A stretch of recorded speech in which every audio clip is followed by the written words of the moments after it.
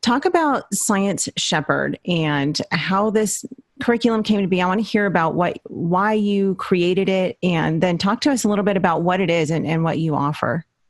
Sure. Well, it's kind of a longer story. I'll pare it down a little bit, but for me, it really starts when I think about why I wrote Science Shepherd. It really starts way back when I was in high school, when I was in school, learning about evolution. I came out of high school believing evolution. I did not, I was not raised in a family with faith. Okay. And so I came out believing evolution was the way it went.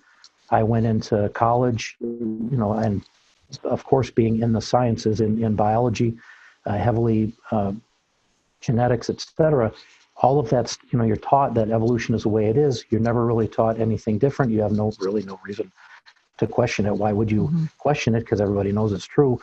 And by the time I got into medical school, my wife, we were kind of phasing out of the Catholic-based approach and more into an evangelical Christian approach. And she was a little bit ahead of me on that.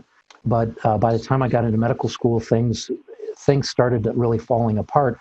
And it wasn't from a faith standpoint; it was a scientific standpoint. When I would ask questions about how does how did this stuff happen? How did evolution happen? How do you explain evolution genetically? How did the first organisms come to being out of nothing? And how did those how did that happen? There's never any answer. And sometimes I'd even I'd be answered with a question of, well, are you a creationist? And I'm like, I don't even know what a creationist is. I'm just asking a scientific question in my mind, and I'm answered with philosophical blowback. That's never a good thing in science when you are a scientific mind and a scientist, and you are trying to get scientific answers to be given a philosophical rhetoric. It's not a good place to be. So for me, it was great because it just it continued to undermine the whole scientific thing. So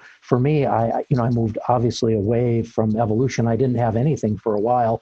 It wasn't very long, but then as we got more and more into the evangelical Christian world and really understood that the Bible is not just a bunch of really interesting kind of fun stories for kids, and you can put little animals on a boat and float them in your tub, that there actually is real stuff that actually happened. And scientifically, there's nothing that argues against it. As that happened, that was really a good thing, because then for me, both of those things came together at a very close time. So then as we're going through, that was certainly on our mind. Do we really want our kids learning about this in school? The Catholic schools were teaching that, just like the secular schools. Yeah. So like I said earlier, a lot of the stuff is bubbling around. So for me, as the kids were getting older, this is way back, and now we're in the later 90s, where there was good stuff out there, but coming through as through undergrad and then medical school, and then we're never done learning as physicians. I mean, I hope none of us are ever done learning, but so many trades or jobs or whatever you want to look at it, sometimes they kind of get to a certain point of learning, and then they're kind of done. And I hope we would all learn, but that doesn't always happen. But for physicians, we have to keep our licenses up and to keep board certified and stuff. We need to keep learning.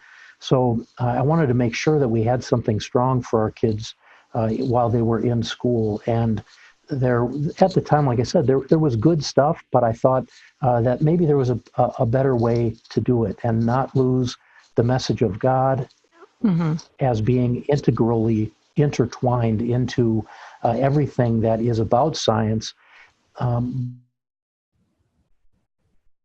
but making sure then that we present a very solid, easy to understand, rapidly advancing science, but then have it all rooted in God's Word.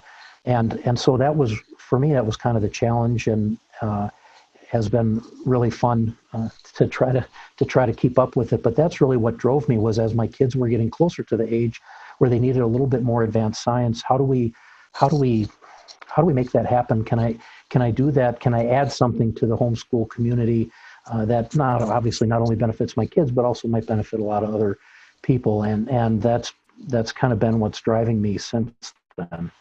Wow, that is an amazing story. I love that so much because it's one of the things I think about often is that, and we've talked about this on the podcast, it's so incredible to me that people will look at the awesomeness of God's creation, whether it's, the galaxies or the human body or, animals or, just whatever it is, and look at these things and say, it just happened by chance.